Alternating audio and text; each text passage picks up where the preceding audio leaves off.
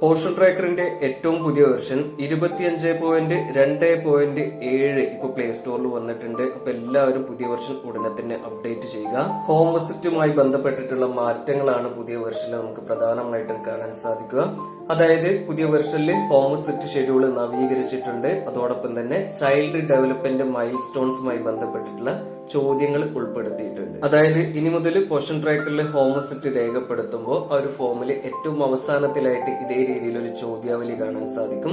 Child development mile stones അഥവാ കുട്ടികളിലെ വളർച്ചാ ഘട്ടങ്ങളുമായി ബന്ധപ്പെട്ടിട്ടുള്ള ചോദ്യങ്ങളാണ് നമുക്ക് ഇവിടെ കാണാൻ സാധിക്കുക. അപ്പൊ ഈ ഒരു ചോദ്യങ്ങൾ കൂടെ കൃത്യമായി ഫില്ല് ചെയ്തതിനു ശേഷം മാത്രമേ നമുക്ക് ഒരു ഫോം സബ്മിറ്റ് ചെയ്യാൻ സാധിക്കുകയുള്ളൂ. ഓരോ ഗുണഭോക്താവിന്റെ പ്രായപരിധിയും തരവും അനുസരിച്ച് ഓരോ വിസിറ്റിലും വ്യത്യസ്ത ചോദ്യങ്ങളായിരിക്കും നിങ്ങൾക്ക് കാണാൻ സാധിക്കുക.